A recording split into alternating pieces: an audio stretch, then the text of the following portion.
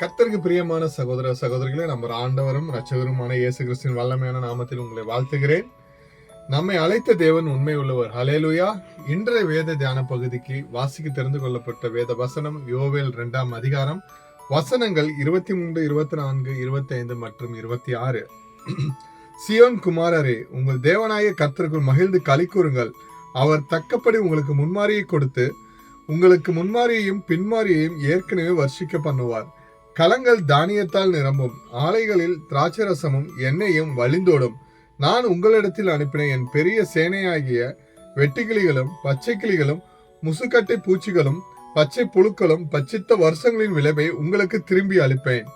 நீங்கள் சம்பூர்ணமாக சாப்பிட்டு திருப்தி அடைந்து உங்களை அதிசயமாய் நடத்தி வந்த உங்கள் தேவனாய கர்த்தருடைய நாமத்தை துதிப்பீர்கள். என் ஜனங்கள் ஒருபோதும் வெட்கப்பட்டு போவதில்லை.